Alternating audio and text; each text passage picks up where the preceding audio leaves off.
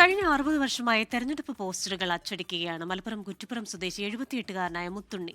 മുൻ വിദ്യാഭ്യാസ മന്ത്രി ചാക്കീരി അഹമ്മദ് കുട്ടിയുടെ പ്രചാരണ പോസ്റ്റർ അടിച്ചു തുടങ്ങിയ ഇദ്ദേഹം ഇപ്പോഴും മേഖലയിൽ സജീവമാണ്. പ്രചാരണ രംഗത്ത് വലിയ മാറ്റങ്ങൾ സംഭവിച്ചെന്നാണ് മുത്തുണ്ണി പറയുന്നത്.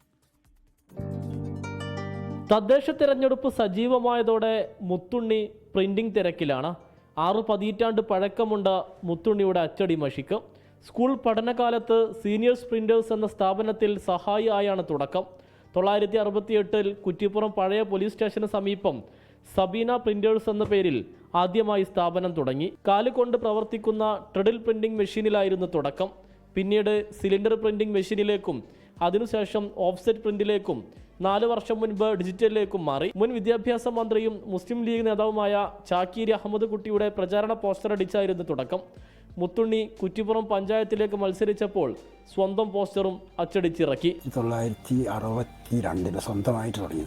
ഇലക്ഷൻ്റെ ഇതൊക്കെ അന്ന് അച്ചാണ്, അത് പോസ്റ്റർ അടിക്കുന്ന അച്ചായിരുന്നു ആ കാലത്ത്.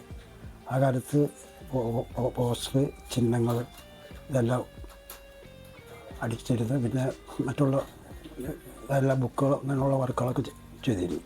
3 പ്രാവശ്യം മത്സരിച്ച് ഒക്കെ സോഷ്യലിസ്റ്റ് പാർട്ടിയുടെ പേര് തന്നെ മത്സരിച്ചിട്ടുണ്ട്. 2ാം വാർഡിൽ നിന്ന് പിന്നെ 3 പ്രാവശ്യം വന്നില്ല, 3 പ്രാവശ്യം തോറ്റു.